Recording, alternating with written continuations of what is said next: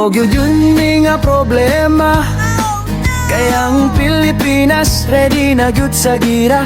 Pastilan ning istorya ha, murag maimbitahan ning porma ha. Dili lang daw ka mabala ka, kay kauban man ng Amerika. Pero bisag unsaon, murag wagyud tay kaya, watay armas ang naarabo aya. Unya ni aksyon kog kabala ka, kay ning mahal ang bugas, hasta ang gasolina.